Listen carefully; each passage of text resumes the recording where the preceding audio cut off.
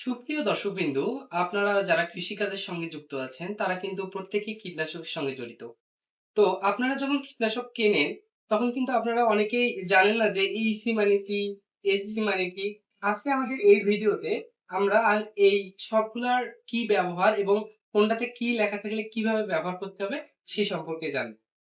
তো সর্বপ্রথম আমরা যেটা নিয়ে কথা বলবো এটা হচ্ছে স্কয়ার কোম্পানির ম্যানকোসিল। এটাতে রয়েছে ম্যানকোজেব প্লাস হচ্ছে মেটালেক্সিল। তো এটা দেখেন এখানে সুন্দরভাবে লেখা আছে কি ডাব্লিউপি। এখন আপনাদের মনে প্রশ্ন হচ্ছে ডাব্লিউপি কি। এখন আমরা এটাই ভেঙে বলবো যে এটার মানেটা কি। এটার মানে হচ্ছে ডাব্লিউ তে হচ্ছে ওয়াটারবল আর পি তে হচ্ছে পাউডার। তাহলে এখানে আমরা যে ওয়াটারবল পাউডার ব্যবহার করতেছি এটা কি, আসলে এটা হচ্ছে গুঁড়া জাতীয় একটা জিনিস, যেটা ভিতরে থাকবে সেটা হচ্ছে হবে গুঁড়া জাতীয়। এর যে ধরন সেটা হবে গুঁড়া জাতীয়, যা আপনারা জলে মিক্স করলে এটা মিশে যাবে সহজে। এটির বিভিন্ন ধরনের যেমন ম্যানকোজেবিয়া হয়, তারপরে আপনার কার্বন ডাইজিম হয়, বিভিন্ন ধরনের গ্রুপে এটা লেখা থাকলে আপনারা বুঝবেন যে এটা সহজে দ্রবণীয় পানিতে।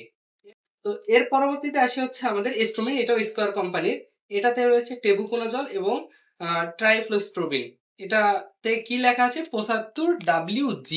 অনেক ক্ষেত্রে লেখা থাকে WDG। এটার সম্পূর্ণ যেটা পুনরূপ ধরেন সেটা হচ্ছে ওয়াটার ডিসপার্সিবল গ্রানুলস।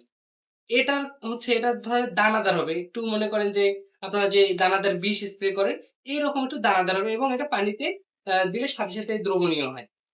এরকম বিভিন্ন ধরনের কীটনাশকে লেখা দেখতে পারবেন যে WDG যখন লেখা থাকবে সেটা হচ্ছে দানাদার হবে। আমার হাতে যেটা আছে সেটা হচ্ছে মামফস প্লাস। এটা হচ্ছে 20 EC। এটা মূলত একটি ফল ছিদ্রকারীর জন্য ব্যবহার করা হয়, এটা ভালো কাজ করে। তো আপনারা এখন একটা জিনিস খেয়াল করেন যে এইখানে যে ইসি লেখাটা আছে, তো ইসি লেখাতে আমরা কি বুঝি? এটাতে ইসি তে হচ্ছে ই তে হচ্ছে ইমানসিপিয়েবল আর সি তে হচ্ছে কনসেন্ট্রেট। এটি এক ধরনের তৈল জাতীয় কীটনাশক যেটা জলে দেওয়ার সাথে সাথে দুধের মতন রং ধারণ করবে এবং এটা একটু গাঢ় টাইপের হয়ে যাবে পানিটা। এটা বিভিন্ন ধরনের গ্রুপে দেখা যায়, সাইপারমেথ্রিনে দেখা যায়, তারপর মাকড়নাশক যেটা আছে টক্সিমাইট স্কোয়ারের এটাতেও দেখতে পারবেন এবং এটাতেও দেখতে পারবেন। এবার দেখেন এখানে রয়েছে সিনজেন্টা কোম্পানির প্যাগাসাস। এটা মূলত মাকড় এবং এপিডের জন্য ভালো কাজ করে।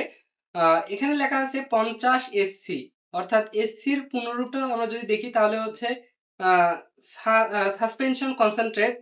এই যে সাসপেনশন কনসেন্ট্রেট মূলত হচ্ছে একটি আহ, ঘন জাতীয় তরল হয়ে থাকে। এটি মূলত ব্যবহারের ক্ষেত্রে আপনারা ঝাঁকিয়ে নেবেন ভালো করে। এটি বিভিন্ন ধরনের ট্রাইজল সিরিজের ছত্রাকনাশক, এটিতেও ওই এসসি লেখা থাকে, আপনারা খেয়াল করবেন। এই ধরনের ছত্রাকনাশক বা কীটনাশক যেগুলো থাকবে সেগুলো আপনারা ব্যবহার ক্ষেত্রে ভালোভাবে ঝাঁকি নেবেন। এই ধরনের সুন্দর সুন্দর টিপস এবং কীটনাশক সম্পর্কে আপনাদের ধারণা নিতে আমাদের এই পেজটিকে অবশ্যই ফলো এবং যারা ইউটিউব থেকে দেখবেন তাদেরকে অবশ্যই সাবস্ক্রাইবের জন্য অনুরোধ করা হচ্ছে। ধন্যবাদ।